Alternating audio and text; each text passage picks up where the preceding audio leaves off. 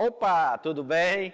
Vamos para mais um vídeo do nosso canal, sobre dependência química, uma doença crônica, progressiva e fatal.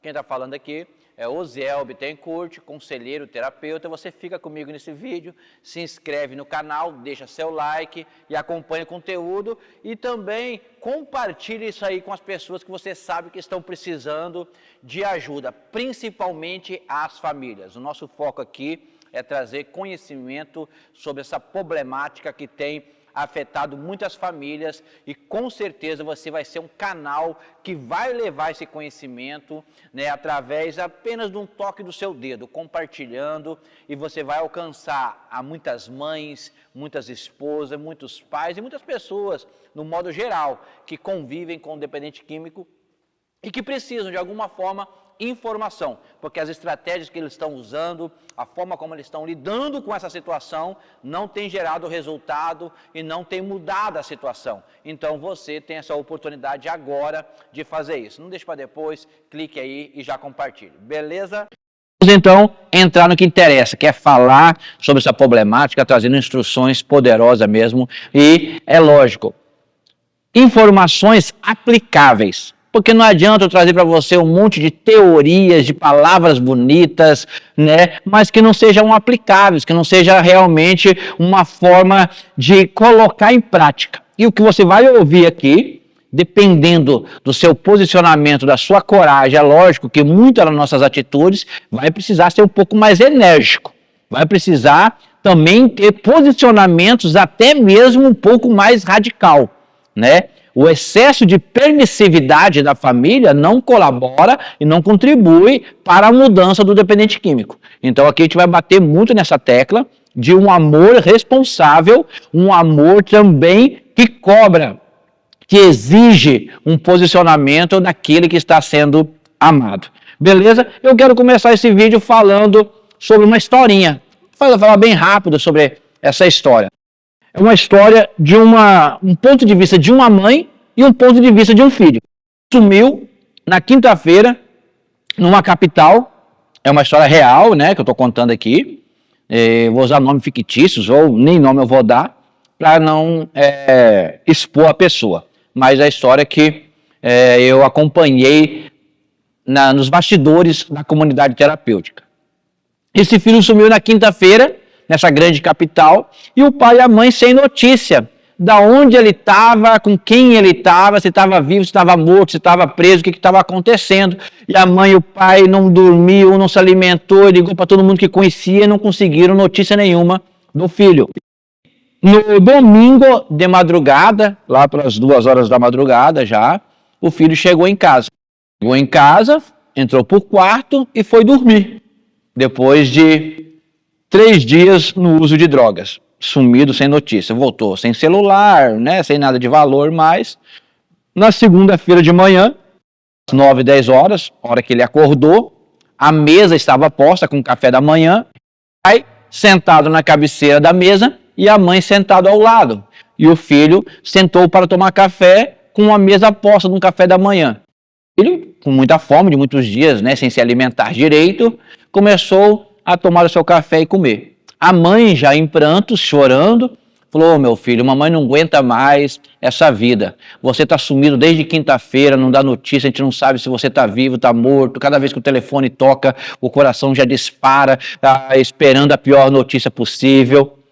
E muito emocionada, não contendo as lágrimas, logo o pai assumiu a conversa e falou: meu filho, isso não dá mais, precisa mudar, entendeu? Porque essa vida que você está levando, você está matando sua mãe, olha como é que sua mãe está, eu não aguento mais passar vergonha de as pessoas comunicar que viram você drogado, sujo, andando para lá e para cá, então isso tem que ter um ponto final, tem que acabar, você tem que dar um jeito na sua vida. Esse é um ponto de vista da família, talvez você que está assistindo esse vídeo vai até se identificar com alguma dessas partes dessa história. Agora, vamos ver o ponto de vista do dependente químico, lá tomando café. Quando os pais terminaram essa fala, o dependente químico bateu a mão sobre as mesas e alterou seu tom de voz e falou: tá vendo por que eu não venho para casa? A gente vem para casa, não pode tomar um café em paz, sem vocês ficar enchendo o saco, sem vocês ficar xaropando minhas ideias, querendo, me cobrando um monte de coisa. É por isso que eu sumo mesmo, é por isso que eu fico no mundo das drogas mesmo.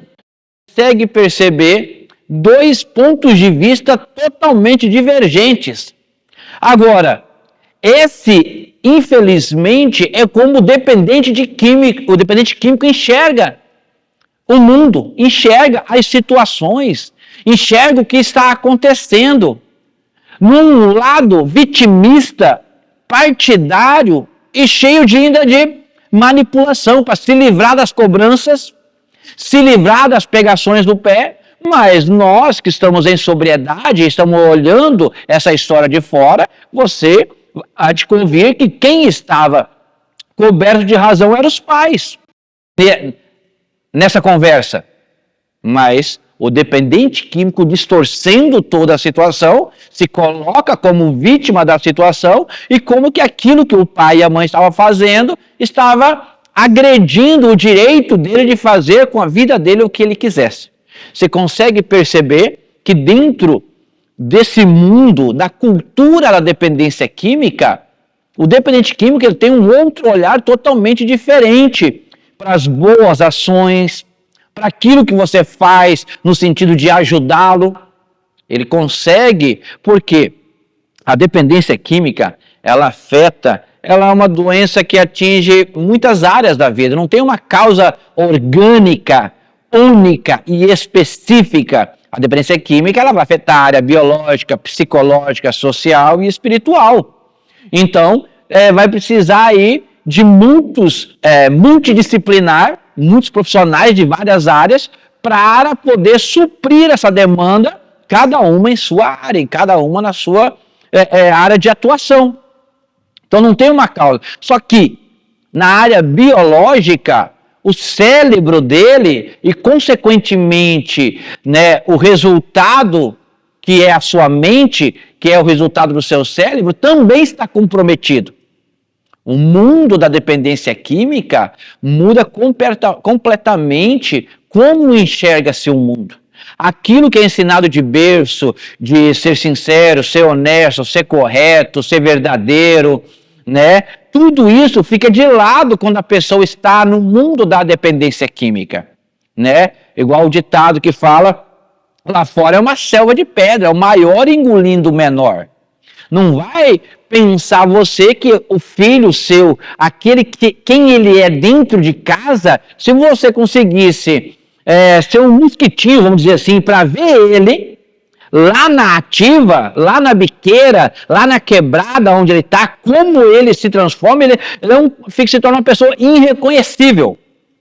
Ninguém está na fila de uma biqueira para pegar droga, e chega lá um mais velho, ele vai dizer, não, o senhor tem preferência, pegue a sua droga. Não, a linguagem vai ser, cala a boca, coroa, senão te dou uns tapas e te toma essa droga. Por quê? Porque ele é mais novo, tem mais força, tem mais atitude e mais coragem.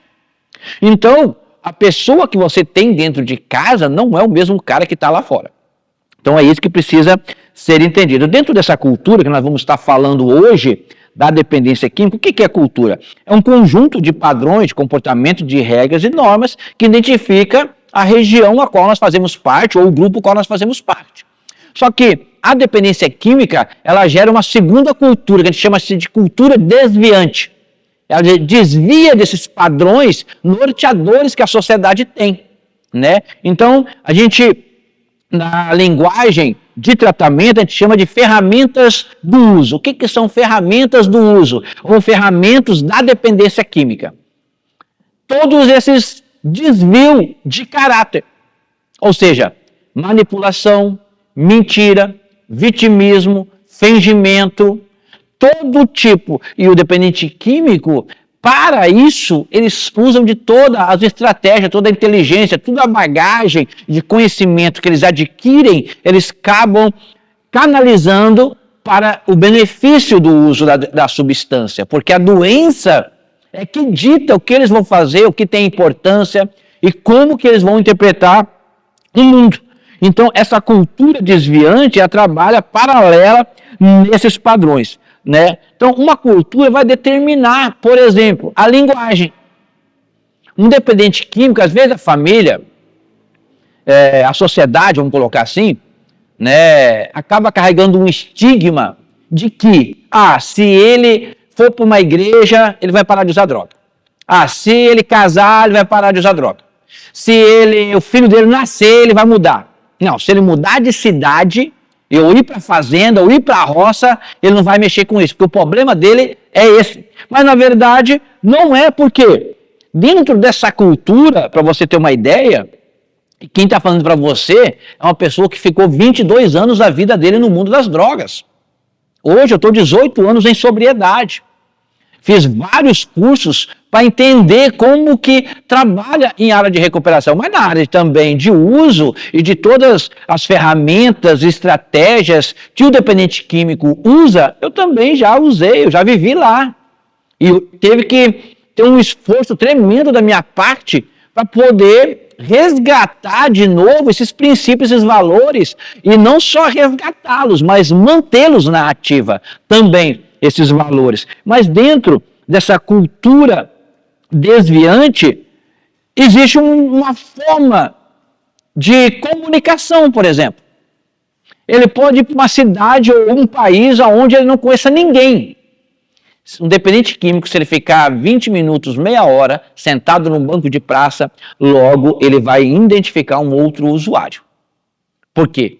Por causa dessa cultura, tem padrões de gestos, padrões de olhar, padrões de movimentação que identifica o outro indivíduo. E facilmente ele vai chegar. Ele nunca vai dar um tiro perdido. Ele já vai chegar no cara que trabalha de garçom. Pode ter 20 garçons. Ele vai chegar no garçom certo que já é o usuário, para poder conseguir um contato, conseguir alguma forma. Se ele ficar numa praça, então não adianta querer usar dessas estratégias achando que isso vai resolver o problema daquele dependente químico do seu parente, do seu filho, de alguém que você gosta. Precisa ter o conhecimento de identificar como eles também se identificam. E esse é o propósito do conteúdo a qual nós estamos colocando para você na internet. Foi isso que nos motivou a trazer esses conteúdos para a família, para que elas possam também ter uma leitura melhor de como se comporta o dependente químico. O que tem importância? Um dependente químico, a coisa que mais é importante para ele é ter a droga de preferência. E aí, para ele conseguir isso, ele vai deixar a desejar nas outras áreas. Por exemplo, responsabilidade. O dependente químico, geralmente ele é irresponsável. Por quê? Porque o primeiro lugar que vem é ele conseguir a droga. Eu, na época que eu estava na ativa, para você ter uma ideia, indo para o serviço, entrava às 7 horas da manhã no serviço. Sempre a gente já sai em cima do horário, meio atrasado. Nessa trajetória, encontrei um amigo que estava indo fumar um cigarro de maconha e me convidou. Falou, Zé, vamos fumar um? Rapaz, mas está em cima da hora já. Não, mas rapidinho, rapidinho. Por quê? Porque a coisa mais importante para mim naquela época era usar a substância. O peso da responsabilidade de chegar atrasado naquele compromisso, até o risco de perder o emprego, porque já era reincidente no atraso, não, a minha mente, o meu raciocínio cognitivo não conseguia. Por quê? Porque nessa hora a doença domina e aí ele gera o quê? Uma estratégia. Lá eu invento uma desculpa, que aconteceu alguma coisa, que meu filho passou mal na hora de eu sair, eu tive que ir na farmácia, ou seja, desculpa não falta.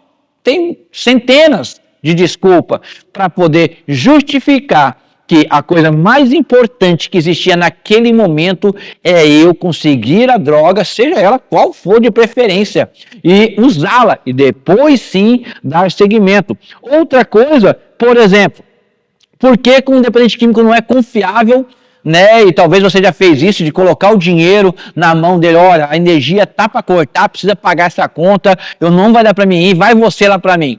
E essa pessoa pegar o dinheiro dessa conta de energia e usar a droga e não pagar a conta de energia. Você fala, pai, mas não tem cabimento, vamos cortar. Ele sabe disso. O que levou ele a ser tão irresponsável? porque naquele momento a coisa mais importante que tinha para ele e estava gritando era o uso de droga.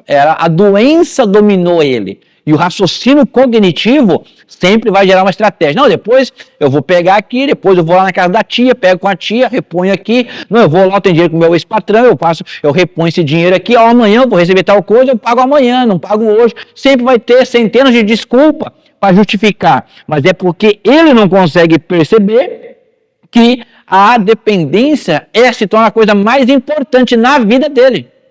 E se a família não entende isso, também vai ficar, às vezes, que ela não consiga entender, é falta de vergonha na cara, é falta de caráter, é porque não quer prestar. A gente também vai arrumar centenas de argumentos porque não entendemos o tamanho do problema que é dependência química. Então, estratégias a qual a família usa não funciona e não vai funcionar. Por quê? Porque é um mundo totalmente diferente, que a família, às vezes, não tem ideia de como funciona a mentalidade, como que a doença afetou toda essa cultura, toda a forma como ele enxerga o mundo, como ele enxerga a responsabilidade. Você lembra da historinha? Olha como é que ele estava enxergando o pai e a mãe. O pai e a mãe preocupados com o futuro dele, para ele parar com aquela vida de risco, né, exposto o tempo todo, mas ele estava enxergando que o pai e a mãe queriam privar ele de um café da manhã com a família, que queriam só trazer um peso sobre ele de julgamento, de acusação, de crítica. E não tinha nada a ver com isso. Era uma preocupação legítima. Mas é porque o dependente químico ele tem um outro olhar para o mundo, que não é o meu e o seu. E a gente precisa identificar isso para que eu comece a ver pela ótica dele e aí então eu desenvolver estratégias que funcionem. E muitas das estratégias residenciais, ou seja, no seu lar, da sua forma, geralmente não vão funcionar. Por quê? Porque a dependência química é tratada na área biológica, psicológica, social e espiritual. Talvez em nível familiar você tenha bom conselho, mas o que você poderá fazer com as questões psicológicas? Qual é o seu nível de conhecimento sobre terapias? Qual é o seu nível de conhecimento sobre psicologia? Não estou falando de ser um psicólogo, mas de entender o mínimo de como que está funcionando esses gatilhos mentais que está levando ele a recaída ou permanecer no uso. Então você vai precisar de ajuda, vai precisar de pessoas. E em casa você não vai conseguir resolver isso sozinho. Então aprenda a começar a identificar isso e para ser incentivado a pedir ajuda, a buscar ajuda. É lógico que o material que nós estamos produzindo, que você vai estar acompanhando, vai te auxiliar e muito. Se você, vamos colocar uma palavra um pouco mais pesada, se você tiver coragem de aplicar muito daquilo que a gente está falando. Em outros vídeos eu vou contar histórias de mães a qual eu dei direcionamento e que pareciam radicais. Mas ela falou, olha, eu já tentei de tudo. Nada funcionou, então eu vou seguir o que o senhor está falando para ver se gera resultado. E quando eu contar essa história, você vai ver que teve resultado, ok? Vamos lá. Então, o que tem lógica? A lógica do dependente químico é totalmente diferente da lógica nossa. Você tem uma ideia? Um outro dependente químico está arrumadinho, vamos contar a minha história. Arrumado para dormir, casado, a esposa já esperando lá, né, no quarto. De repente alguém bate palma. Quando bate palma, fala, não atende não, já é 10 horas da noite. Aí, não, além de bater palma, me chama pelo nome. Fala, não, eu conheci a voz, fala, não, só vou atender, abrir a janela aqui e vou mandar ele embora. Quando eu abro na janela, o cara já está com um monte de dinheiro na mão. Um monte de dinheiro aqui, cara, o fulano não está lá, vamos comigo lá no outro que você conhece, rapidinho, você só me leva lá e vem embora. Um dependente químico. Você acha que conseguiria só ir lá e vir embora? Lógico que não. E aí, a mulher está arrumada, cheirosa, esperando você para ir dormir, para ter relações, para você desfrutar do casamento, e você decide largar a mulher em casa e sair com o colega para ir atrás de droga, justificando que rapidinho você volta. Só vai aparecer no outro dia ou de madrugada. Tem lógica uma coisa dessa? Você trocar a sua esposa que você escolheu para conviver com você, que é a mãe dos seus filhos, para sair com outro cara que você nem sabe quem que é direito, não sabe nem se ele tem problema psiquiátrico ou não, correndo um risco da polícia de pegar. Não, os riscos não dá nem para calcular o tanto que tem. Então você consegue perceber que não tem uma lógica nas atitudes, nas ações daquela pessoa, mas ele é impulsionado porque a única lógica dele é: caramba, é muito dinheiro, vai dar muita droga, eu vou ficar muito doido. Então a lógica, ela vai mudar completamente dentro da cultura da dependência química. Em 2017, se eu não me engano, 2018, teve uma greve da polícia no estado do Espírito Santo, né? E aí se tornou um caos no estado do Espírito Santo por causa do risco, do perigo, ninguém saía à noite, depois das 8 horas, ninguém saía de casa, estava saqueando loja, estava acertando conta, traficante com traficante, vingança, estava um caos no Espírito Santo. Chegou a um ponto dos próprios dependentes químicos, os próprios bandidos, muitos criminosos, já estão pedindo para a polícia parar a greve e voltar. Mas só que, quando você vai conversar com um dependente químico tirando essa crise, para nós sabemos que é necessária a polícia para a segurança e o bom andamento da nossa família, dos nossos filhos poder ir e vir em segurança com celular, com qualquer outra coisa. Mas o dependente químico sempre ele vai ver a polícia como alguém ruim. Por quê? Porque ele quer circular em horários não apropriados para um cidadão de bem, para um trabalhador, que 2, 3 horas da manhã não vai estar circulando para cima e para baixo. Então, se a polícia... uma vez a polícia me parou na madrugada, eu era padeiro na época, né? E aí ele falou, me jogou no muro para dar um vaculejo, né? Dar uma revista. Aí eu falei, rapaz, mas você fica parando trabalhador de madrugada, eu tô vindo da padaria e tal, porque é aquele mesmo discurso, porque você não vai atrás de bandido, não sei o quê. E aí esse policial falou para mim, olha, ninguém está escrito aqui na testa. Eu sou honesto, eu sou correto e eu sou trabalhador. Então a gente vai por eliminatórias. Você acha que um cara trabalhador, lógico, você então está saindo da padaria, ok. Mas você acha que a maioria dos trabalhadores vão estar circulando uma hora dessa em lugar suspeito, desse jeito que você está andando? Então a gente vai por eliminatório agora. Meu papel é te revistar. Se você não tem nada, vai ser liberado. Mas a lógica que eu tinha é que ele estava me perseguindo, que ele estava me reprimindo. Não, mas a lógica dele é, cara, eu preciso gerar segurança nas casas que estão em torno. E para mim gerar segurança, eu preciso averiguar a passagem de cada um que está aqui para ver quem é quem. E se você não deve nada, vai ser liberado. Mas a lógica do dependente químico é totalmente diferente da nossa lógica. Eles veem o mundo com uma outra ótica. Então a gente precisa ter essa percepção, porque o codependente ele tem uma tendência a acabar comprando essas falas e essa ideia do dependente químico e até se voltando contra aqueles que são de bem e querem fazer o bem.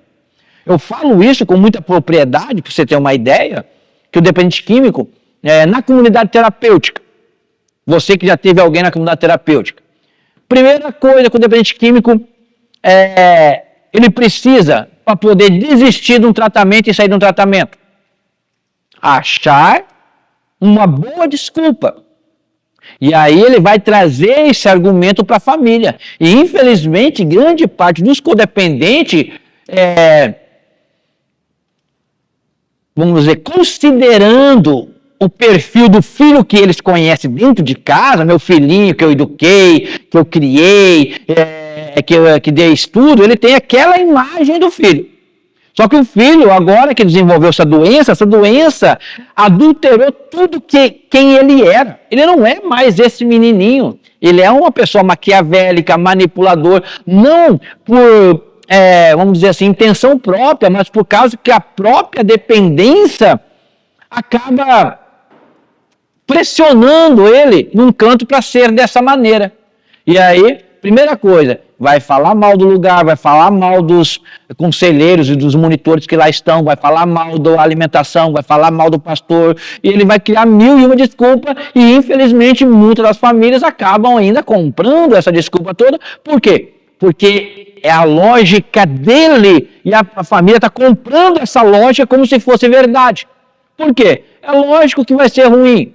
Ele está dentro de uma comunidade terapêutica, sem droga, não tem a comidinha da mamãe, não tem roupinha limpa, não tem casinha limpa, ele tem que. É comunidade terapêutica, tem que ajudar a fazer tudo, tem norma, tem regra, tem horário, não tem droga, está baixando dopamina, está dando irritabilidade, nervosismo por causa até mesmo das crises de abstinência que está gerando, e tudo isso ainda não vai ter a mão na cabeça, porque vai ter alguém ali ainda que vai falar, ó, sendo linha dura, você tem que cumprir a norma, você tem que cumprir a regra, você tem que fazer isso, você tem que. Porque nós estamos moldando ele de novo dentro desse perfil de um cidadão de bem, de uma pessoa de bem. Então a lógica dele é reclamar mesmo, porque não está sendo da forma como ele queria que fosse.